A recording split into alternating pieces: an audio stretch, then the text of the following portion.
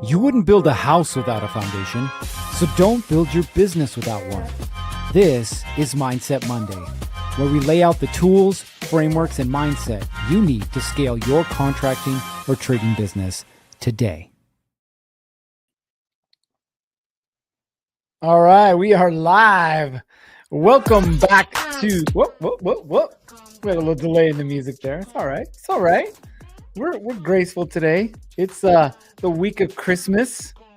Welcome back to Mindset Monday. I'm your host, Garrett Bake, founder of the BuildPro network and community, as well as partner here with Contractor Plus. Happy Monday, December 22nd. Can you believe that this year is already come and gone? Isn't it crazy? It's crazy to think that January, we were all talking about what we were going to do this year. We were all talking about how we were going to succeed this year, right? And we were all talking about revenue for this year, all the fun stuff that we started the year off with. But here we are, December 22nd. Now, we're going to recap the year next week, I should say, because, well, that's going to be the 29th. But here we are. And here's a question that a lot of people struggle with at the end of the year. And it's a simple question of, was 2025 a success or a failure? Was 2025 a success or a failure? So in your eyes, was 2025 a success or a failure? Now, if you're here with us live, you guys know the drill. Go ahead and drop your name and your business name, where you're from, and we'll give you the good old shout out. Let's see who we got here. We got Alex Christensen. Welcome to the show. Rustic Mountain Build and Design out of Collinston, Utah. Let's see. We've got Daniel. Happy Monday and Merry Christmas, sir. Daniel with Noble Custom Glass checking in from the house, the good old house. Alex says, happy Monday. Can't believe it's over and Christmas is in 3 days. It's nuts, right? It's nuts. In fact, after this, we're heading up to Idaho and then Wyoming. We're going to go visit our kids. They're flying into Jackson Hole. By the way, did you know the average price of a home currently in Jackson Hole is over $5 million? Useless fact for you. We got Joseph with MJ Plumbing out of Salt Lake City, Utah. Welcome to the show. So I get this a lot, right? End of the year, there's a lot of people who are frustrated with how things turned out, right? And I've had a lot of conversations over the last week, not with clients, but with people who aren't clients. They're really frustrated, right? They really don't understand why it is that on paper, it looks like they made money, right? On paper, it looks like there's a lot of money going through the bank account, but at the end of the day, or end of the year, they're tired, they're frustrated, and their bank account is not what they thought it was going to be, right? They're stressed out, they're exhausted, and they say, wait a minute, for the amount of effort that I put into this job, this business, this career, I should have more money. And they're frustrated, and they have every right to be. Every right to be. The question is, where are you? Where are you on that spectrum? We got Edward Schwartz with ES Handy Services out of Zolfo Springs, Florida. Welcome to the show. Where do you fall on that spectrum of, was 2025 a success or a failure? Well, we're going to walk through this a little bit. But before we do, I got to share a little story with you. We were just up in Park City at one of our jobs that should have already been done, right? For this particular job, we had 3 scopes. We had framing, we had drywall, we had paint. They finished up paint a week ago, right? We should have been done, except for the fact that we weren't. Why? Because we had to go back because our drywall guys, bless their souls, they did an amazing job. These were the replacements for the originals, but the straps for the HVAC unit, because we have exposed ductwork, they didn't secure them again. Not only that, there was an elbow that came loose, and it's debatable on whether that was the HVAC company's fault or ours, but we decided that we were going to own it. So we had to go back up there and make sure that we could get that stuff done, right? Tidy this stuff up. My wife has been stressing out all weekend. because we're heading out of town. And she's like, I don't know. Are we going to get this done? Are we going to be able to get paid? Are we going to be able to pay our subs? Right? She's asking herself these questions, all questions that we ask ourselves, right? We got Jesse James Outlaw Electric. Welcome. They're out of Twila, Utah. So we have this conversation almost every week, right? Now, this is the year-end conversation, but was it a success or was it a failure? I've got 3 questions to ask you that will help you determine whether it was a success or failure. Fair? So let's go with question number 1. Did my business get stronger, or did I just move more dollars through it? Did my business get stronger, or did I just move more dollars through it? Now, what do I mean by that? Revenue growth without structure will lead you down the path of burnout. I've seen it over and over and over again. Contractors who are like, yay, I landed this 7-figure job. What am I supposed to do now? And all of a sudden, their concern from, hey, I want to make sure I got money in the bank account, switches to, I don't have the manpower. I don't have the structure. I don't have the processes in place to be able to handle this job. Right? So the question that you want to ask yourself is, did the jobs get easier to run or harder? Did the jobs get easier to run or harder? Did problems repeat themselves, or did they get solved? Here's the real question, right? And I know a lot of you guys are owner operators and you're moving out of that space, right? But you're going to get to this point where you're going to ask this question. Could someone else actually run these jobs without me? Could someone else actually run these jobs without me? Right? So here's how you know with question number 1, did my business get stronger, or did I just run more money through the account? Here's how you'll know. Okay. Clear processes, fewer fires, more predictability. That's it. Okay. Now, if the business only works when you're involved, it really didn't grow. You just got busier. Okay. So be at peace with that one. Question number 2.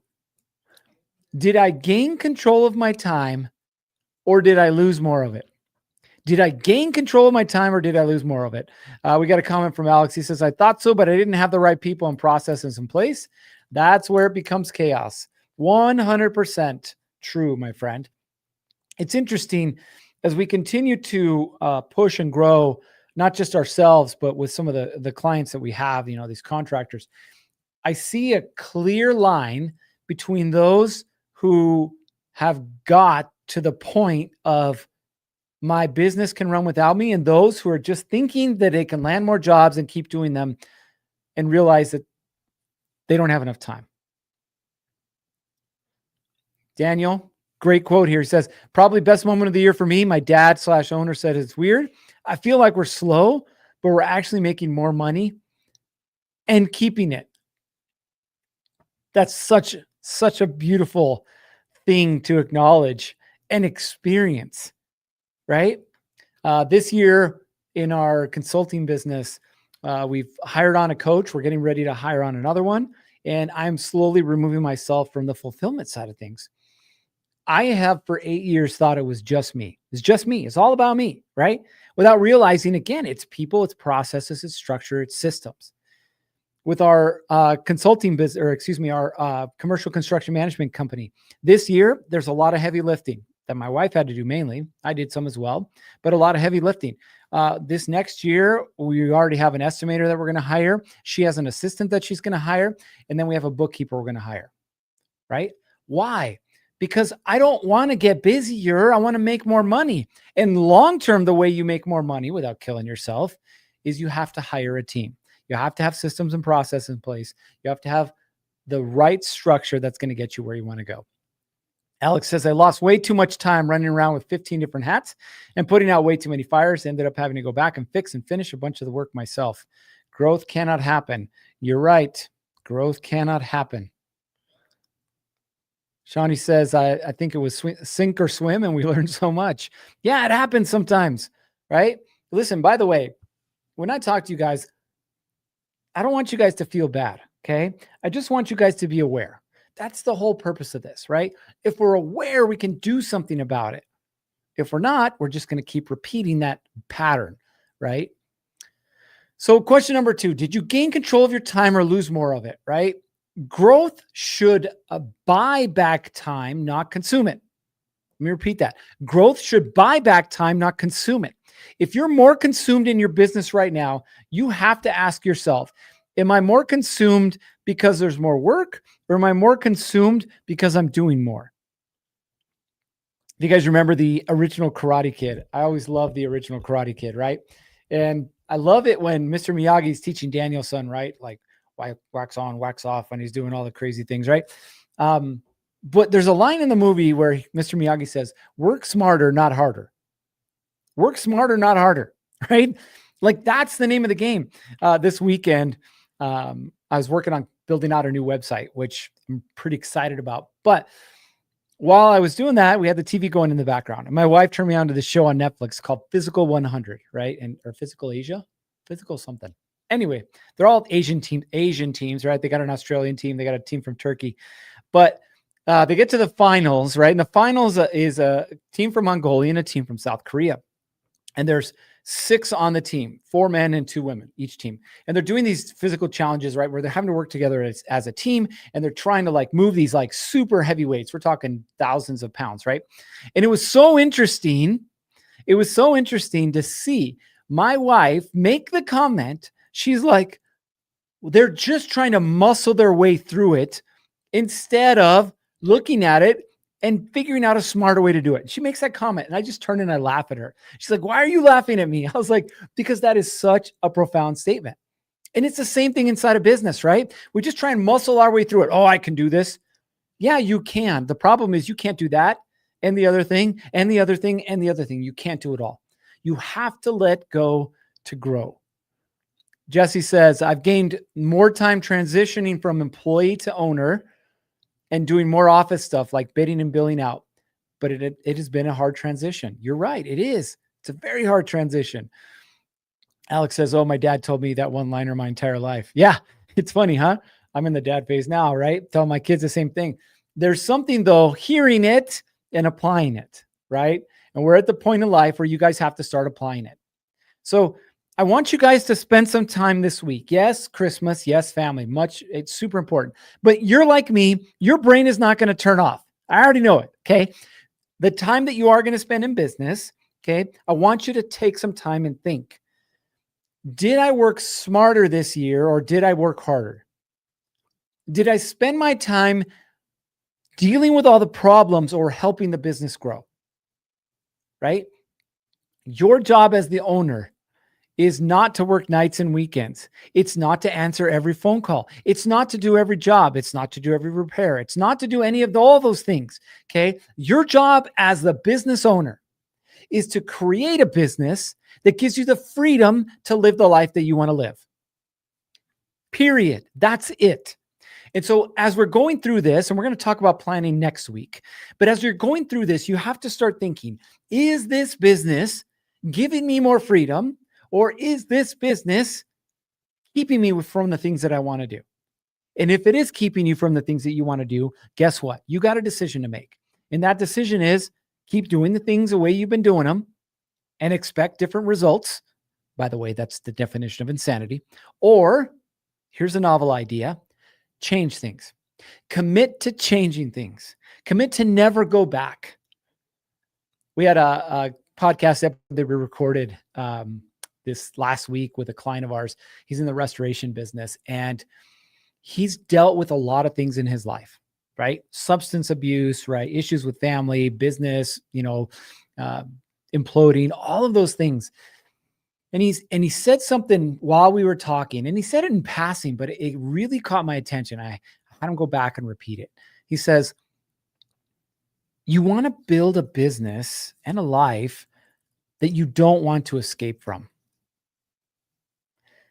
Build a business and a life that you don't want to escape from. Man, it's so powerful. Because think about this, right? How often do you want to find a way to not have to deal with the business? Whether for some of you, it's substance abuse issues, right? For some of you, it's, firing people. For some of you, it's alienating your family, right? We find our ways to try and deal with the chaos and stress in our lives instead of building it the way that we want to build it, right? And here's the interesting part that's happened with, my wife and I, is we started 6 months ago with this business, right? Year one, we'll do 500,000. Not bad for year one. We're sitting on a couple of $1 million of potential jobs right now. And we haven't even started next year yet, right?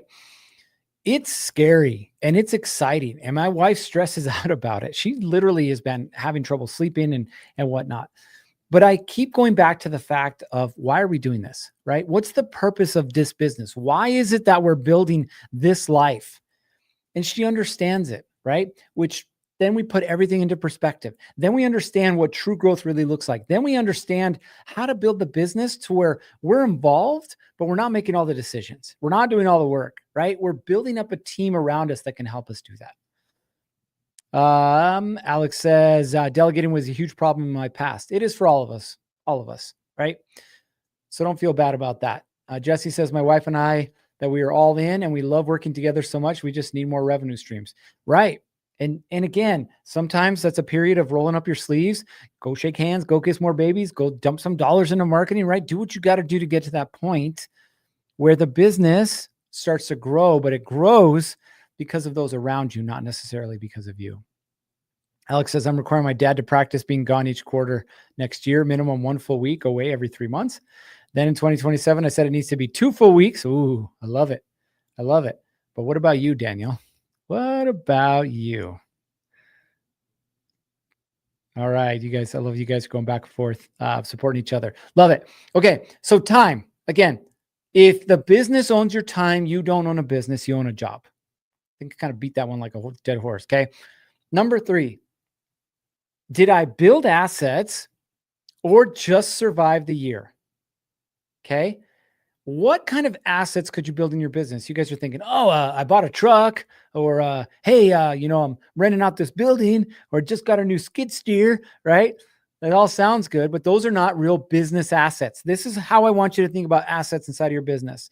Number 1, okay, an asset is things that pay you back over time. That's what an asset is. If you have a rental property, right, and you have somebody in that property and they're paying you to live in your property, that's an asset, right? They're paying you, okay? Inside of a business, systems, leaders, and cash reserves. These are your assets, okay? This is how I want you to start thinking about your business, okay? Did anything that I did this year, or I should say anything that I built this year, make things easier for next year? Did anything that I did this year make things easier, or is it going to make things easier next year? That's an interesting way to look at it, right? So for us, for example, inside of the consulting business, we hired a coach. That's going to make things way easier. It already is. Okay. We're going to hire a second coach. We're going to hire a sales rep. Yeah.